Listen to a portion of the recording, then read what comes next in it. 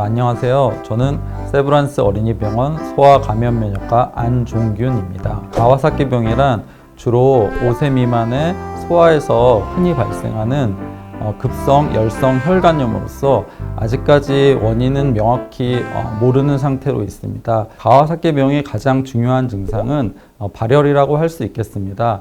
보통 소아에서 감기로 인한 이런 바이러스성 열감기는 5일 미만의 발열로 끝이는 경우가 많지만 가와사키병은 평균 5일 이상의 발열을 동반하면서 몸 전체가 불긋불긋한 증상들이 생기게 되는데요. 위에서부터 보면 양쪽 눈이 눈곱이 없이 충혈이 되거나 입술이 갈라지거나 붉게 변하면서 혀가 오돌도돌한 딸기어 모양으로 될 때, 또 양측의 그 경부의 임파선들이 커지거나 이제 만져지게 되면서 몸에 불긋불긋한 발진이 생기게 되고 손발이 부으면서 빨개지는 그런 5가지 변화들이 가장 중요한 특징이라고 할 수 있겠습니다. 네, 가와사키병과 흔히 오인될 수 있는 질환으로는 소아에서는 여러 가지 감염병들이 이런 열과 동반한 발진을 같이 나타날 수 있기 때문에 감별이 중요한데, 흔히 A형 사슬알균으로 인하여 생기는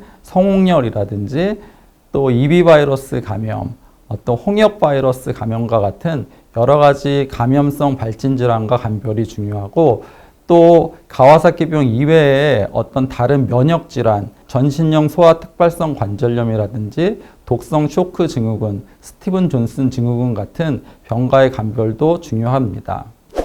네, 가와사키병 같은 경우에는 일단은 기본적으로 고열이 발생하기 때문에 집에서 고열이 발생하는 경우에 이제 해열제를 주면서 아이들을 편하게 하는 것이 중요하고, 일단 가와사키병에 해당되는 이제 여러 가지 증상들이 있을 경우에는 가까운 병원을 빨리 방문하셔서 전문의의 진료를 받는 것이 중요하겠습니다. 가와사키병의 조기 진단과 조기 치료가 중요한 이유는 심장과 관련된 합병증이 발생될 수 있기 때문입니다. 흔히 우리가 심장을 먹여 살리는 동맥이라고 불리는 관상동맥이라는 것이 있는데, 가와사키병을 제때 치료하지 않으면 이 관상동맥이 늘어나는 합병증이 발생될 수 있기 때문에 조기 내원과 조기 치료가 매우 중요하다고 할 수 있겠습니다. 흔히 가와사키병은 재발이 있을 수 있는 병으로서 우리나라의 경우에는 보통 2%에서 3% 사이에 재발률을 보고하고 있습니다. 하지만 아직까지 어떠한 애들이 재발되는지, 또 재발을 막을 수 있는 어떤 약이 있다라든지 이런 것들이 없기 때문에 재발 시에도 가와사키의 여러 가지 증상들이 똑같이 나타나기 때문에 가와사키병이 의심되는 경우에 조기 진료를 받는 것이 중요하다고 할 수 있겠습니다. 가와사키병이 이름 자체가 생소하다 보니까 많은 보호자분들이 잘 모르시는 경우가 많습니다.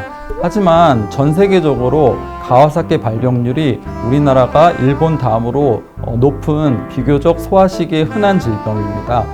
따라서 단순 열감기와 다르게 열이 지속되면서 몸에 여러 가지 불긋불긋한 가와사키를 의심할 만한 증상들이 발생될 때는 반드시 조기에 전문의를 방문하여서 진료를 받는 것이 중요하다고 할 수 있겠습니다.